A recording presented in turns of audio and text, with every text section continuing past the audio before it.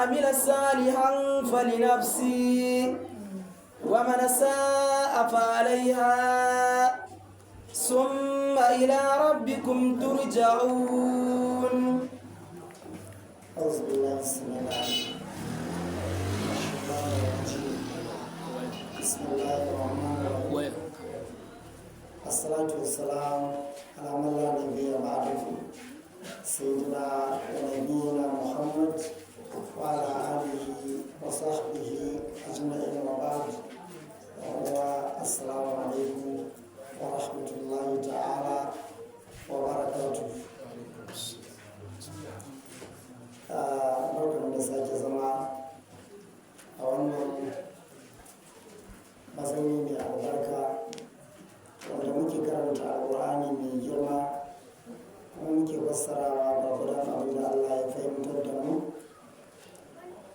har yau muna cikin wannan sura wato suratul jasiya wanda a zaman da ya gabata mun tsaya ƙarshen faɗin Allah ta'ala Allahu allazi sakhkhara lakum al-bahra ko kuma insha Allah za mu tashi farkon faɗin Allah mai sarki kullin ladina amanu yaghfiru lil ladina la yarjuna ayyama Allah liyajziya qauman bima kanu yaksubun. Wannan aya kamar yadda muka yi magana a jiya mun karanta ta sababin saukar taho yawa to saboda haka yau kaga kai tsaye kenan za mu tafi mun karanta ga dalili ko Abdullahi bin Ubay bin Salul shine yayi kaza har ya rinka cewa sai ya fitar da manzon Allah daga cikin garin Madina har ya kasance manzon Allah bai fita daga cikin garin Madina ba amma shi shiga gidansa ma ya gagare shi ko har ya kai matakin ɗansa yana da neman izinin manzon Allah ya yi mai izini ya kashe babansa. Manzon Allah ya hana ko to za ka wannan shi ne dalili sai wannan aya ta sauka cewa kullum lazina amanu ka gaya wa waɗanda suka yi imani ya manzon Allah irin su Abdullahi ibn Abdullahi bin Ubay ma'ana irin su wannan bawan Allah wato ya gafiru lillazina la yarjuna ayyaman ba su rinka neman gafara ga waɗanda la yarjuna ayyaman lahi ba sa kwaɗayin haɗuwa da ranar alkiyama lami lafiya. La ya ƙutulu ma'ana ya gafiru a nan ba ta neman gafara wadda take neman gafarar ubangiji ba ma'ana ta yafiya a kan kai su dinka yafe wa waɗanda ba sa fatan haduwa da ranar alkiyama lafiya dinga yafe musu. Abin nufi ai kaga ɗansa mumini ne na Allah ko shi kuma ai kaga munafiki ne to ya kasance munafiki kaga bai fatan haduwa da ranar lahira cikin girma da asiri to sai ya zama tunda bai fatan haduwa da ranar lahira cikin girma da arziki to shine ya zama an nemi shi ɗansa ya yafe mishi kada ya ringa burin kashe shi. Me yasa saboda ko babu komai baban sani ya jiziya kauman bima kanu yaksubun dan a yafe musu saboda Allah madaukakin sarki in Allah ya kai mu kiyama din ya saka wa wa'insu mutanen da abin da suka kasance suna tsoronta ma'ana suna aikatawa wanda su ne kafirai. Duk wanda ya aikata wani aiki to a ranar kiyama Allah sai ya mishi sakamako da shi. Na'am. Allah madaukakin sarki ya ce mana amila salihan duk wanda ya aikata aiki kyakkyawa fali nafsihi to wannan zai ci gajiyar sani akan kansa. Duk wanda ya aikata wani aiki kyakkyawa fali nafsihi dan amfanuwar kansa. Wa man asa'a fa alaiha wanda kuma ya muna da aiki fa alaiha shi ma jajibowar da yayi ya jajibo wa kansa da kansa ko ba haka ba. Da wannan nake son in ƙara jan hankalin mutane a duk lokacin da wani abu ya faru. Jan hankalin da zan yi wa mutane shine jan hankali game da abin da ya shafi wato abin alkhairin da Allah ya kawo wani bawan Allah ya yi mana a farkon watan nan, ma'ana ya yi wa makarantar mu markazin shari'ar al'adama. Bawan Allah nan ya sa dukiyarsa ya yi gini, ya gyara masallaci. Bayan ya gyara masallaci, ma'ana ya rushe shi, ya sabunta gininsa, ya mai da shi gini na zamani. Bayan wannan ya kuma zo ya gina azuzuwa na islamiyya ya danka mana, wanda tun kafin ya gina azuzuwan ne ya tabbatar mun da cewa in ya gina namu ne ba mu zai ba.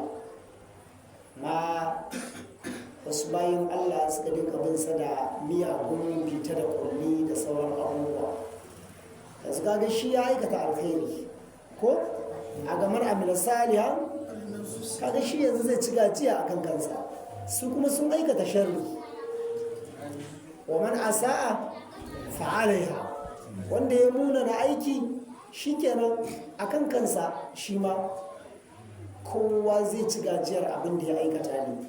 Idan alkhairi ka aikata alkhairi za ka ci gajiya, idan sharri ka aikata sharri za ka ci gajiya. in banda mutane ba sa da ƙudurin alkhairi ga sauran jama'a, ba zai yiwu ba a ce mutum ya zo ya aikata wani abu na alkhairi abinda yake da alaƙa da amfanuwar al'umma gaba ɗaya, ko ku abinda yake da alaƙa da amfanuwar addini, kai kuma maimakon ka ce madalla, a'a wai shi kenan kuma sai ka ɗora mishi wani maganganu waɗanda suke ba su bane a kai kam a wani gari aka yayi ka, kai kam wata baka mama ka sha ai misali komai hauka mutumin da ya zo zai yi wa Allah hidima, muna godiya kuma za mu gushe ba, za mu ci gaba da yin godiya kuma ba za mu gushe ba, za mu ci gaba da yi masa addu'a ta fatan alkhairi.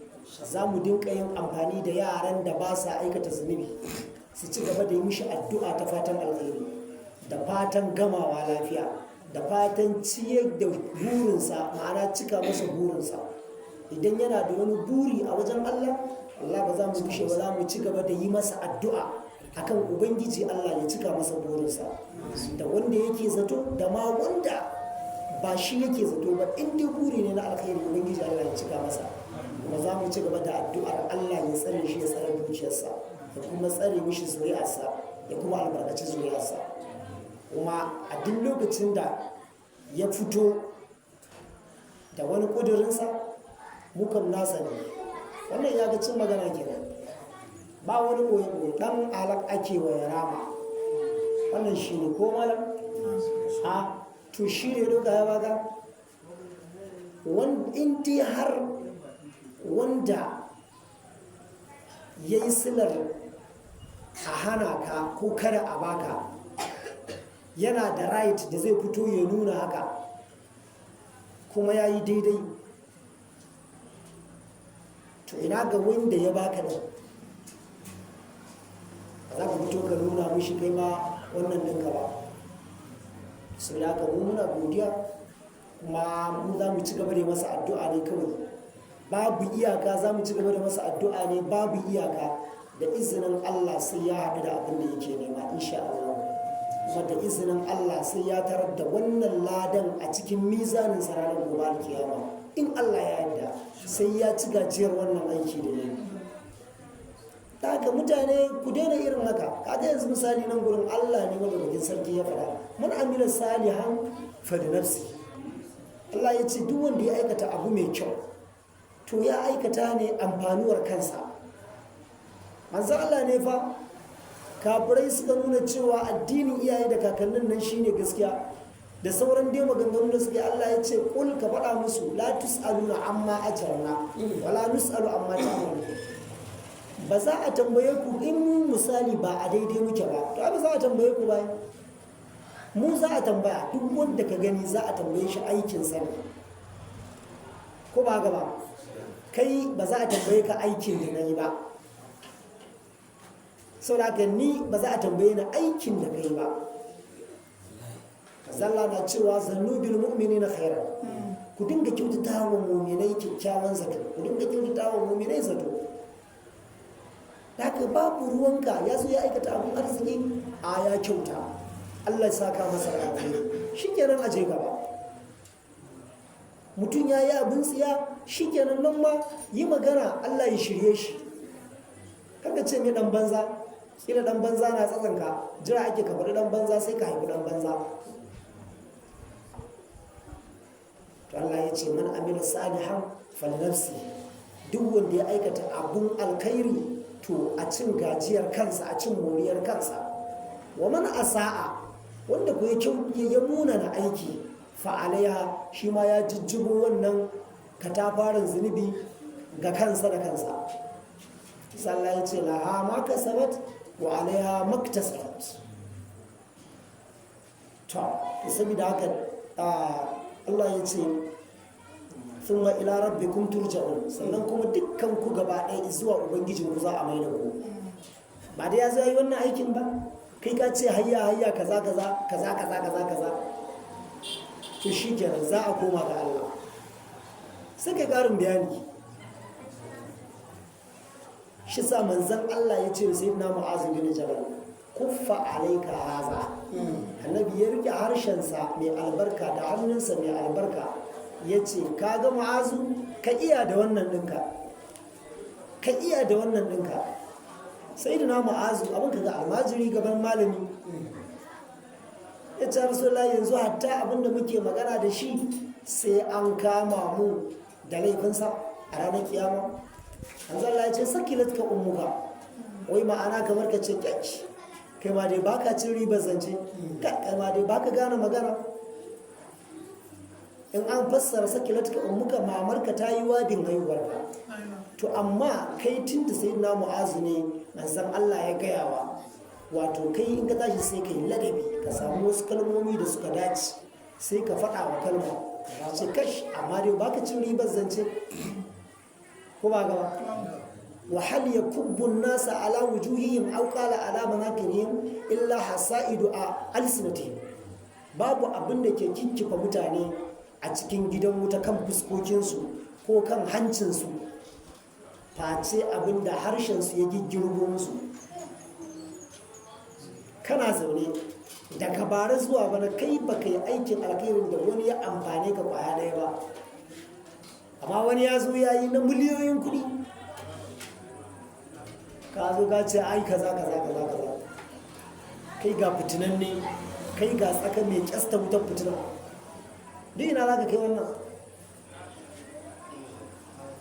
Gashi Allah ya ce thumma ila rabbikum turja'un, da shi da yayi aikin na alkhairin da kai mushi bita da kulli da harshe ko kuma da wani dama da kake da shi, to duk gaba ɗaya ga Allah za ku koma, dukkan ku gaba ɗaya ga Allah za ku koma. Bai yiwu don baka iyawa wani yayi kuma ka zo ka ce ba haka ba, dan me zai yi? Ko bai yiwu don kai baka iya bamu in ka gina kuma wani ya gina ka ce dan me ya bamu, bai yiwu. Ai kai baka isa ba, ai kai ba Allah bane yayi. Ba abin da za ka iya bamu wanda Allah ya bamu ba, haka ba abin da ka isa ka hana mu same shi wanda a asalinsa ba namu bane. Kai dawa ba ka isa ka hana mu samu ba. Idan abu ya kasance namu ne, kai ba kowa bane, ba ka iya wa Allah, wallahi ba ka iya. Haka manzon Allah ya faɗa wa sahabinsa, ya ce ka sani da duk duniya za su haɗu akan ka samu abu, ba ka isa ka same shi in asalin shi Allah bai rubuta naka ba. Haka da duk duniya za su haɗu akan su hana ka abu, ba ka isa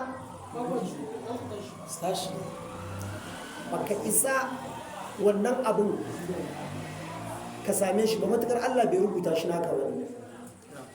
Da za su haɗu akan ka samu, ba ka isa ka samu ba, matukar Allah bai rubuta shi naka ba.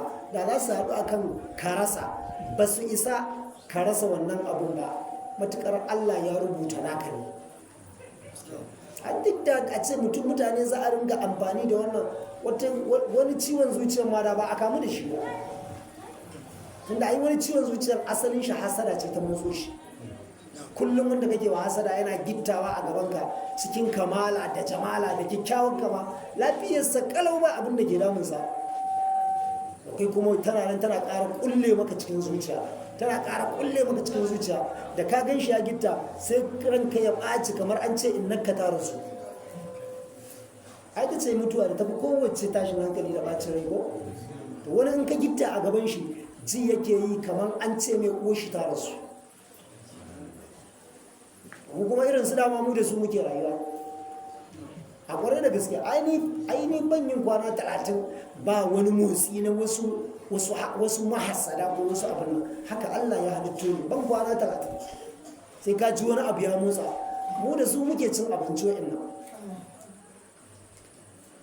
Allah ya ce thumma ila rabbikum turja'un, dukka gaba ɗaya ga Allah za a koma, kuma kowa shi kaɗai za a mai hisabi.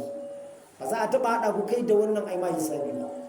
Ceto kuma ba kowa zai yi ceto ba ranar kiyama, ba kowa ba ne mai yin ceto. su da haka sai dai ne kai fatan cewa Allah ya saka ka cikin ceton masu ceto. in baka shiga ciki ba shikenan, wannan sharrin da kuka yi masa to Allah ba zai taɓa yafe muku ba har sai kun je kun ce yafe mana. kai kuma a matsayinka na ɗan adam mai jara'a wanda zuciyarka ta fi dutse tsauri, ba girman kai ba zai baka kaje ka ce alhaji yafe mana ba. mun ce maka kaza mun ce maka kaza lokacin kana ginin nan har muka hada da kaza da kaza da kaza da kaza muka ga yanzu ba haka bane, dan Allah dan annabi ka yafe mana. girman kai ba zai baka kaje ka bara bayan ko ba haka ba, girman kai ba zai baka kaje ka bara ta shiga kore su.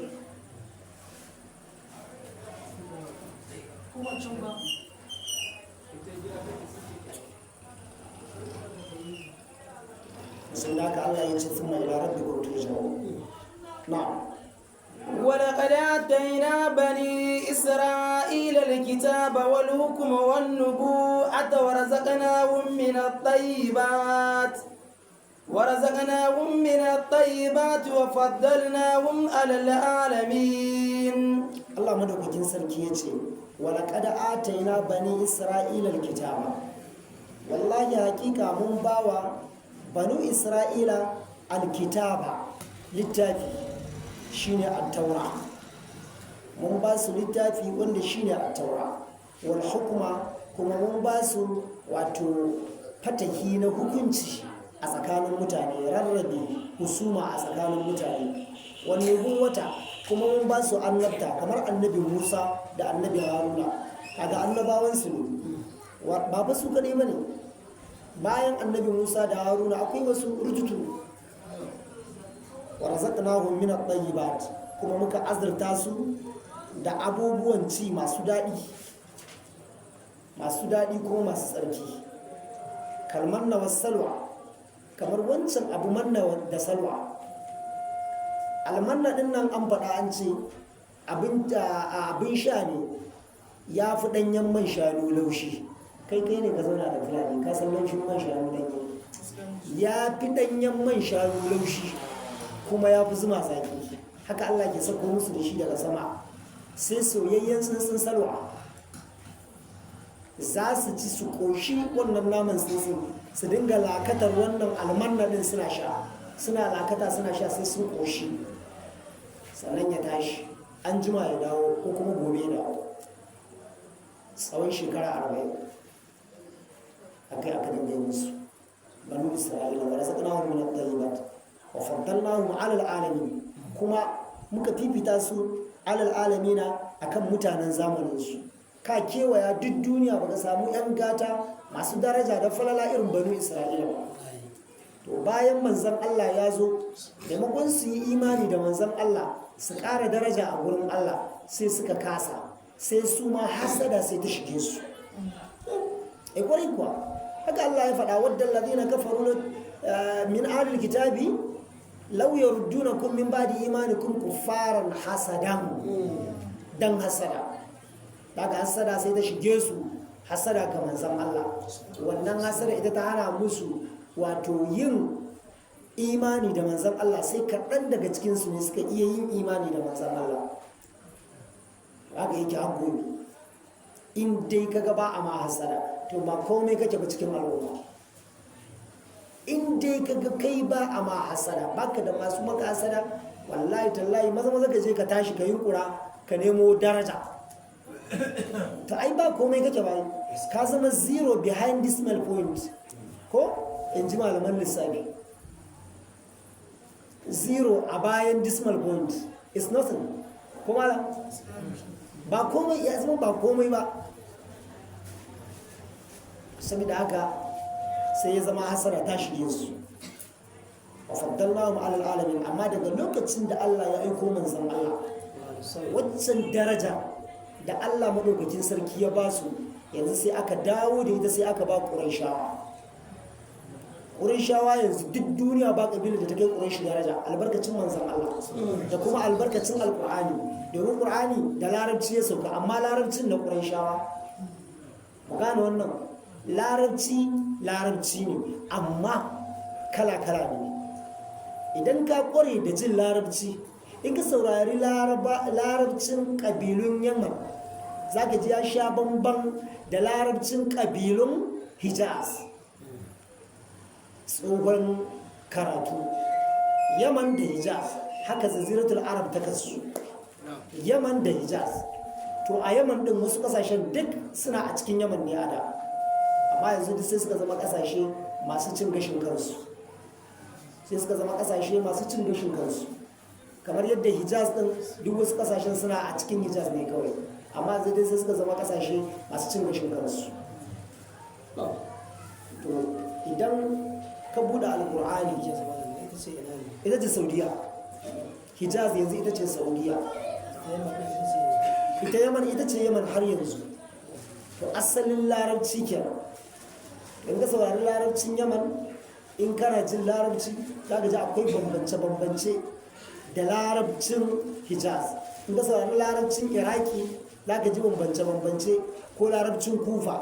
Haka in ka saurari larabcin Basra, in ka san larabci za ka jin bambance-bambance. In ka saurari larabcin Misra haka, in ka saurari larabcin Qatar haka, na Oman haka, duka in ka saurari larabcin za ka jin bambance-bambance na lahajat. To gaba daya da sai aka sharce wata abin nan, sai aka zo aka rubuta alkur'ani. Idan ka kasa shi kashi 100, kashi 99.9, to da larabcin Quraishu aka saukar da shi. Sai dan abin da ba a rasa ba, yar kalma daya, yar kalma biyu da Allah ya dinga cirowa. Waccan kabilar ta Larabawa ita ma ba za a ciro kalma daya a jefa don ta san ana yi da ita. Waccan ita ma dan ciro kalma daya sai a jefa don ta san ana yi da ita. Amma da larabcin Quraishu alkur'ani ya sauka, to sai ya zama Qurayshawa a yanzu a duniya ba kabilar da ta kai su daraja.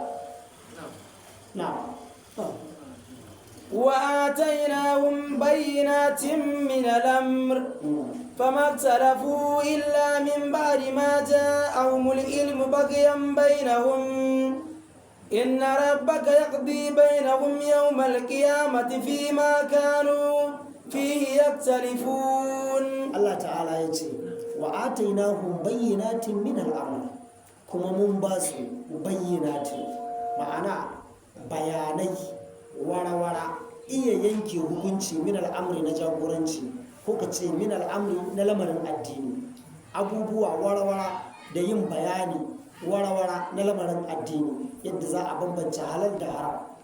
Kuma mun ba su ayoyi wara-wara da suke bayani kan alamomin zuwan manzan Allah wa bi'satin nabi sallallahu alaihi wasallam. Mun ba su bayani warwara sala-sala da yake nuna musu zuwan manzan Allah, kuma in ya zo ga kamanninsa girgije zai mai inuwa, bayan nan ga sunayensa. Irin wannan sunan da ana cewa rambas, mazun, ɗab, murhaminna, Fariklit, duk waɗannan sunayen manzan Allah wanda ya zo a cikin attaura da injila da wasu littattafa, da ma waɗansu sunayen ba waɗannan ba, to duka sun gansu, kuma sunaye ne da ba larabci ba, amma an fassara ma'anar shi a larabci sai ka jana ɗaukar ma'anar Muhammad, wani an fassara sai ka jana ɗaukar ma'anar Ahmad. Kamar a injila Ahmad din ne amma aka fara da ɗaya daga cikin wa'incan da aka fara ɗaya daga cikin wa'incan shi kuma Allah sai yake gaya mana Qur'ani shi annabi Isa ya ce in yi muku bishara da zuwan manzo da zai zo bayana sunansa Ahmad tunda Qur'ani larabci ne sai aka kyale wancan yaran da aka kira sunan Ahmad din da wancan yaran sai aka faɗi na larabci a nan a cikin Qur'ani kaga wannan kenan bayan wannan famaktalafu a ƙarshe sai suka zo suka yi saɓani to ba su tashi yin saɓani ba fi bi isatihi a cikin aiko annabi da aka yi kanu musaddiqina bi anna nabiyyan ya'ti fi akhir zaman huwa sayyidul anbiya'i wal mursalina farko sun yadda sun gasgata cewa lallai annabi na nan zuwa ƙarshen zamani wanda shine shugaban annabawa da manzanni sun yadda da wannan amma sai suka yi saɓani to shine Allah ya ce fa maktalafu ba su yi saɓanin ba illa min ba'di ma ja'ahumul ilm sai bayan da ilimin annabi sallallahu alaihi wasallama zai zo ya zo musu duk wani ilimi sai da ya zo musu bagyan saboda zalunci da ya haifu a tsakaninsu bainahu ma'ana saboda hasadar da suke yi wa manzan Allah tun yana jariri suke hari da rayuwarsa kuma Allah ya raya shi kuma ya dakile duk wani mugun kaidinsu shi sa ka kyale wanda Allah ya ce mishi wallahi in ka dage da no to Allah kai zai ce maka no kuma idan Allah ya ce maka no za ka gano tun a duniya za ka gano daga duk wanda Allah ya ce mishi to kai ma ka ce wallahi sai ka zauna lafiya amma daga lokacin da Allah ya ce ma wani bawa nasa kai kuma ka ce a'a to yanzu kana gwada ka faɗa ne kai da Allah ƙwarai kuwa kana gwada ka faɗa ne kai da Allah Allah ya kiyashe mu inna rabbaka yaqdi bainahum yawmal qiyamah hakika ubangijin kiyaman zan Allah zai musu hukunci a tsakanin su ranar alkiyama fi ma kanu fi yaktalifun a cikin abin da suka kasance suna yin sabani a cikin sa me sabanin da suke yi sabani akan sha'anin manzon Allah irin su sayyidina Abdullahi bin Salam kaga ba yahude ne malami a addinin yahudanci masanin at-taura daga ya ga manzon Allah ya ga sifofinsa ya ce to bari in shirya mai tambayoyi lallai wa'innan tambayoyin babu wanda zai iya ba da amsar su duka sai annabin da Allah ya turo daga wajensa in mutum ba annabi bane ba zai iya ba da ba yayi wa manzon Allah tambayoyi ya ce wannan duniyar tamu a cikin tambayoyin wannan duniyar tamu me yake kewaye da ita manzon Allah ya ce dutse ne da mai suna Qaf to bayan dutsen me Allah ya ce abu kaza to bayan kazan me abu kaza bayan wannan kazan me abu kaza har aka je magana akan ƙasa bayan ƙasai guda bakwai me a ƙasan ƙasai annabi ya ce ruwa ne bayan ruwan me ƙasan ruwan ya ce dutse ne bayan dutsen me a ƙasan dutsen Allah ya ce mala'ika ke dauke da dutsen ƙarƙashin mala'ikan me ke ƙasan mala'ikan saniyar me ke ƙarƙashinta kifi ta taka ta mike to me ke ƙarƙashin kifin Allah ya ce duhu to me ke can ƙasan duhun ya ce ikon Allah ce ikon Allah ke can ƙasa kai da dai ya kammala mai tambayoyi ya ce akwai wani ruwa akwai wani ɗaki da aka gina annabi Suleiman ya gina amma ba da ruwan sama ya gina shi ba ba da ruwan rijiya ba da ruwan teku ba da kaza ba da kaza ba wannan ruwa wani irin ruwa ne Allah ya bashi amsa akwai halitta mai numfashi kwaya ɗaya tak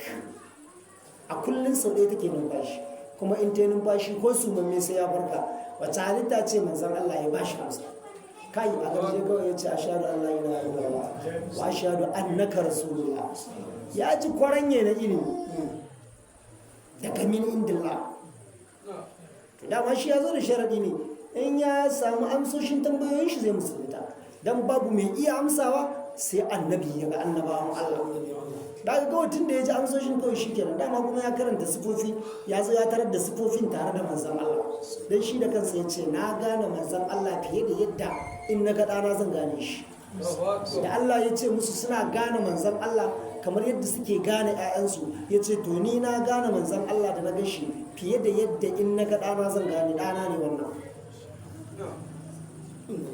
shi ne na'am ثم جعلناك على شريعة من الأمر فاتبعها ولا تتبع أهواء الذين لا يعلمون ubangiji mana bakin sarki ya ce sun maja'alnaka ala shari'atin min al'amri to daga nan kuma ya manzan Allah sai muka zo sai muka dora ka ala shari'atin ya'ani ala tariqatin akan wata hanya madaidaiciya min al'amri na sha'anin addini fattabi'ha dan haka ka bi ta ita wannan hanya ka bi ita wannan hanya wala tattabi' ahwa allazina la ya'lamun dan haka kada ka bi soye-soyen zuciyar waɗanda ba sa da ilimi kar ka bi soye-soyen zuciyar waɗanda suke jahilai su waye jahilai su ne mushrikan larabawa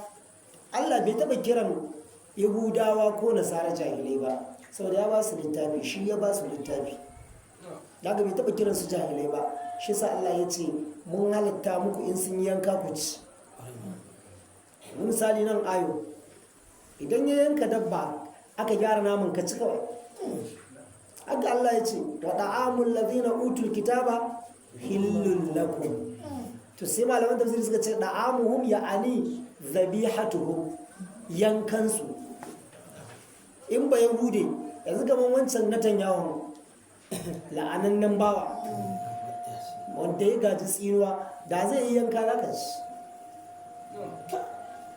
da zai yi yanka zaka ci a shari'a sai dai misali yanzu tunda ana ganin hanjin juna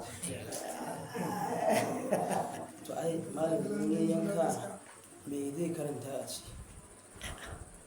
ai asalin yankan ba yahudi ko ba nasari suna kiran sunan Allah ne asalin yankansu sabida an koya musu hatta yanka ilimin yanka a cikin littafan da aka saukar musu wannan ilimin yankan da aka koya musu shi ya halatta maka gaci to Allah madaukakin sarki ya ce fattabi'a wala tattabi'a wa alladhina la ya'lamun kada ka biye wa san zuciyar waɗanda ba su da ilimi innahum lan yughnu anka min Allah shay'a wa inna az-zalimina ba'dhum awliya'u ba'd wallahu waliyul muttaqin. Allah ya ce innahum domin su jahilai kaga wannan abu kamar da mu ake mu al'ummar annabi zaka ji wani ya cika ka da jahilci kawai yanzu a lokacin da aka gina mana wancan azuzuwa idan ka ji jahilci daga bakin jahilai wallahi tallahi abin zaka sha mamaki to Allah ya riga ya ce wala tattabi'awa allazina la ya'lamun karka biye masan zuciyar jahilai innahum lan yughnu anka min Allah shay'a ba abinda za su tsina nama babu abinda za su tsina na maka karka biye wa jahilai ba abinda za su tsina nama wa inna zalimina su azzalimai dama yadda suke ba'dhum awliya'u ba shashin su yana kaunar shashi ne kawai akwai wanda wallahi alazimi ko ka'aba ka nuna mishi kace kaga ka'aba na sai ya ce ƙarya ne ai ƙwarai kuwa sai ya ce ƙarya ne kuma wani ko tikitin aljanna kake bayarwa ba karantarwa ba kawai tiket ɗin aljanna kake rabawa 'ya'yan musulmi wani in ya zo sai ya ce baka iya ba da yaka za ka biya mishi yaushe za ka yi aikin naka da Allah ka watsar da shi da Allah shi ne ƙazami ya yi ka watsar da shi wanda zuciyar shi ta kasance irin haka ai ya zama ƙazami zalla ya ce a jiki akwai wata tsoka in ta gyaru duk jiki ya gyaru madalla da shi idan ta ɓaci duk jiki ya ɓaci tur da shi ku ji da kyau in ji manzo Allah ya ce ita ce zuciya wallahi tallahi wani jikin kyakkyawa da kyakkyawan shiga da za a bude zuciyarka ga yadda take wallahi za ka tabbatar ashe wannan jikin kazamin jiki ne. Allah ka kiyashe mu. To Allah ya ce wa innal zalimina ba'duhum awliya'u ba'd, su jahilai har kullum shashin su mai kaunar shashi ne. Wallahu waliyul muttaqin, amma shi Allah shi kuma shine mai kaunar almuttaquna, masu jin tsoron Allah su ne mu'minai, ma'ana shine majibincin lamarin su. Su jahilai shashin su majibincin lamarin shashi ne, shi kuma Allah shi kuma majibincin lamarin mu'minai ne. Ka ji yadda aka raba. Kai da Allah yake majibincin lamarinka ka tsaya ka kallo inda ke su ne majibinta lamarin juna? Ai ba ka tsaya ka kalle su. Na'am. هذا بصائر للناس وهدى ورحمة لقوم يوقنون أم حسب الذين اجتروا السيئات أن نجعلهم كالذين آمنوا وعملوا الصالحات سواء محياهم ومماتهم ساء ما يحكمون. Ubangiji ta'ala ya ce am hasibal ladhina jtarahu sayyi'ati an naj'alahum kal ladhina amanu wa amilus salihat. Wai shin hasibal ladhina jtarahu sayyi'ati, waɗanda suke ijtarahu sayyi'ati suke aikata suke jajibo munanan ayyuka kamar saban Allah da kuma kafirci, wai zato suke an naj'alahum za mu sanya su kallazina amanu wa amilus salihat, daidai da waɗanda suka yi imani suka yi aiki na gari. Tunani suke za mu daidaita su a faman kana mu'minan kaman kana fasika la yastawu. Yanzu mumini sai ya zama daidai da fasiki? Allah ya ce ai ba za su taba zama ɗaya ba. Allah ya ce a faman kana mayitan fa ahyaynahu wa ja'alna lahu nuran yamshi bihi fi nasi kaman mathaluhu fi zulumati laysa bikharijin minha. Wanda ke matacce mu ɗauko shi mu raya shi mu sami hasken imani da shiriya yana tafiya cikin wannan hasken a cikin tsakanin jama'a, ya zama daidai da wanda irin sa ne yana nan cikin duhu laysa bikharijin minha, har yanzu bai fito daga duhun ba. La yace wa ma yastawi al-a'ma wal basir wala zulumatu wala nur wala zillu wala harur wa ma yastawi al-ahya'u wala al-amwat. Ya ce makawu da mai gani ba su zama ɗaya ba. Wala zulumatu wala nur, da wanda ke cikin duhu da wanda ke cikin haske ba su zama ɗaya ba. Wala zillu wala harur, wanda ke cikin inuwa da na cikin rana ba za su zama ɗaya ba. Wa ma yastawi al-ahya'u wala al-amwat, matattu da rayayyu ba su taɓa zama ɗaya ba, in ji Allah. Ko ba haka bane? To irin wa'annan misalan da Allah zai gwama opposite da opposite suna nan da yawa. Masalul fariqaini kal a'ma wal asami wal basiri was sami hal yastawiyani masala. To shine Allah madaukakin sarki ya ce sawa'un mahyahum wa mamatuhum, waɗanda su wa'innan ai su mutu ko su rayu dole ne. To irin su zaka samu suna irin wancan su mutu. Shi a unguwan ma baya cikin lissafi, ba a garin ba, a unguwan ma bai cikin lissafi. In ya mutu oho, in ya rayu oho, ba wanda yake amfana wa komai. In ya mutu ba oho, wasu ɗaya ubansu ɗaya da ya mutu da ya rayu. Da Allah ranar ka tsaya ka saurari irin wannan, kai da in ka mutu ba iya danginka ne kadai masu kuka ba. Kai ban ga mutu ba iya danginka ne kadai masu kuka.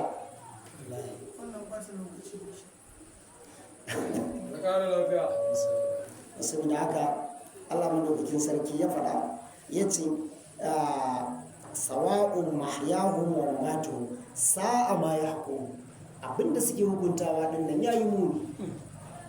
Allah madaukakin sarki ya ce yayi muni. Alladhina jtarahu sayyi'at, shi ya ce masu aikata mummunan aiki, iktasabuha, suna kirkirar wannan aiki, suna aikata wannan aiki. Yazunnuna anna Allah yaj'aluhum kalladhina amanu wa amilus salihat, zato suke yi Allah zai daidaita su da mu'minai.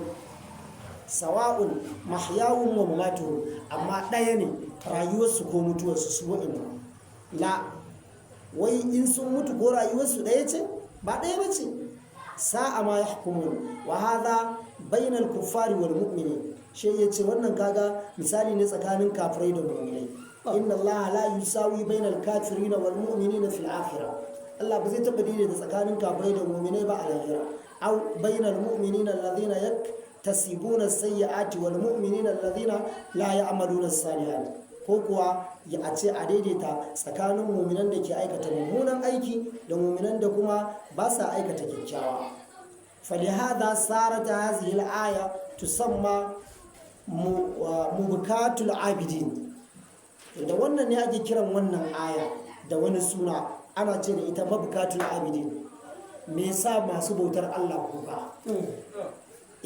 amma sai ka kai mukamu ka san kuka da tsoron Allah shi ma matsayi ne fa ai kwarai kuwa akwai wanda yanzu ne in tsoron Allah ya taso mishi sai ya kusa suna kwarai kuwa akwai wanda kuma in tsoron Allah ya taso mishi mutu zai mutu ai kwarai an samu ne a daga cikin malamai magabata akwai wanda yana karatun suratu maryam ya zo daidai faɗin Allah ta'ala wa in minkum illa wariduha kana ala rabbika hatman maqdiya ba wani cikin ku face sai ya bi ta wutar jahannama sannan za a mai hisabi ma'ana sai ya bi ta kan sirani saboda ai kasa rami ne ramin kuma wutar jahannama ne shi kuma gadaji shine abin da Allah yake nufi da ya dinga maimaita wannan ayar da ya shiru ana duba sai aka ga ya rasu an samu kuma wata baiwa Allah ita ma baiwa ce mutumin ya je ya siyo ta ashe baiwa ce a duniya amma kuma babbar mace ce a wajen Allah da ya siyo ta bayan abin da zai yiwu tsakanin shi da ita na tattaunawa ya kare kawai ta tashi ta kama sallah a da daddaren ya ce ina zaune ina kallonta tun da ta gama fatiha ta kama suratul baqara sai da ta share suratul baqara ba ta ruku ba ta shiga ali imrana baqara kawai izbi 5 ne ta shiga ali imrana mai izbi wajen 3 ko 4 ta share ba ta ruku ba ta shiga suratul nisa'i ita ma mai izbi 3 ko 4 ta share ba ta ruku ba ta shiga suratul ma'ida ta gama ta duk a tsayuwa ɗaya ba ta ruku ba ta fada suratul an'ami ta share ba ta ruku'u ba a araf ta share ba ta ruku'u ba ta shiga anfal ta share ba ta ruku'u ba tauba yunusa hudu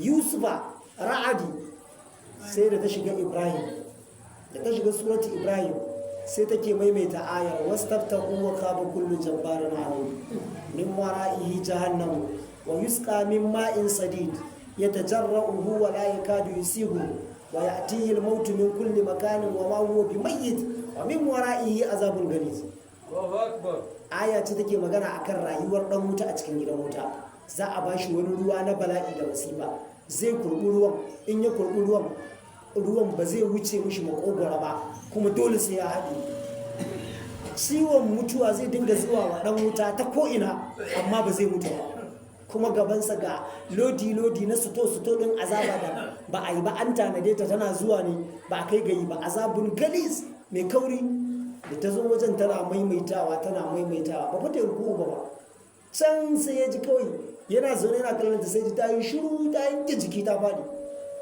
tana faduwa ya motsa ya ji babu rai ta mutu saboda haka ko inda tsoron Allah kawai a mukamin da suke in ya taso musu yana iya kashe su za ka Allah ya ba mu tsoron Allah Allah ya ba mu tsoron Allah to Allah madaukakin sarki ya ce haka na'am wa galagallahu as-samawati wal arda bil haqq wa litujza kullu nafsin bima kasabat wa hum la yuzlamun Allah madaukakin sarki ya ce wa khalaqallahu as-samawati wal arda bil haqq Allah madaukakin sarki ya halicci sammai bakwai da ƙasai bakwai bil haqqi da gaskiya ba mu halicce su don wasa haka Allah ya ce wa ma khalaqana as-samaa wal arda wa ma bainahuma babila ba mu halicci sama da ƙasa da abin da ke tsakanin su da barna ba ko ƙarya ba ta Allah na yawan maimaita mana wannan ya kamata mu tsaya mu mai da hankali mu gane me Allah yake nufi da ya maimaita wannan. Yanzu karka je sama, wannan sama ka tsaya iya farfajiyar kawai da ake nan na sararin samaniyar subhana, wa'annan taurarin da ake da su da sauran abubuwa, shi fa Allah kaɗai ya san adadin taurari ba, kuma kowace ɗaya tasbihi take wa Allah, kowace ɗaya ba ta san wani baban da Allah. Rana ba za ta taɓa fitowa maka daga ta gabas ba har sai ta je ƙarƙashin al'arshi ta faɗi ta yi wa Allah sujada. Za ka ƙaddara ƙarƙashin al'arshin Allah kamar nan ne masallacinta, yadda za ka wa alwala ka zo ka yi sallah a masallaci, haka in ta faɗa ta yamma sai ta biya ta ƙarƙashin al'arshin Allah ta yi sujada, sai a yi mata izini sake fitowa, sai ta sake fitowa. Haka wata, haka da Allah madaukakin sarki ya fara. Ba abin da gaba ɗaya sai a zo nan farfajiyarka inda kake rayuwa, duk abin da ka gani yana bautar Allah, duk abin da ka gani haka Allah ya fara. Wa in min shay'in illa yusabbihu bihamdihi walakin la tafqahuna tasbihahu. Alam tara anna Allah yusabbihu lahu man fis samawati wal ardi wat tayru saffat kullun qad alima salatahu wa tasbihahu. Allah ya ce baka gani ba ya manzon Allah cewa Allah madaukakin sarki abinda ke sammai da abinda ke kasai yana mai tasbihi. Wa tayru saffat, haka nan tsuntsu shi ma zai tsuntsaye sun jero sun yi lidin nan sun tsayar da fukafukin su haka tasbihi suke. Za ga tsuntsu a sama kawai ya ma saki ya daina haka, ya daina filfilawan ya tsaya, to tasbihi yake. Allah ya ce kullum kada alima salatu, kowanne ya san kalan yadda yake bautar Allah, wadda Allah ya yi masa ilhama. Tasbihu kuma kowanne ya san kalan irin tasbihin da yake yi wa Allah. Na'am, Allah ya ce wali tujza kullu nafsin bima kasabat, kuma wannan lallai za a sakawa kowace rai abinda ta aikata, wa hum la yuzlamun, kuma ba za a taba zalunta su ba. أفرأيت من اتخذ إلهه هواه وأضله الله على علم وختم على سمعه وقلبه وجعل على بصره غشاوة فمن يهديه من بعد الله أفلا تذكرون. Allah malaukakin sarki ya ce a fara'aita man ittakhadha ilahahu hawahu, ka bani labari mana game da man ittakhadha ilahahu hawahu, wanda ya rike son zuciyarsa shine abin bautarsa, wanda ya rike son zuciyarsa shine ubangijinsa. Ma ya hawahu min hajarin, abinda yake so na dutse da ya sassaka a matsayin Allah, ba da hajarin yarahu asam. Al-insan idza abada ghayra Allah fa inna ma ya'budu hawahu. Mutum idan ya bauta wa wani Allah to yana bauta wa san zuciyarsa ne kawai.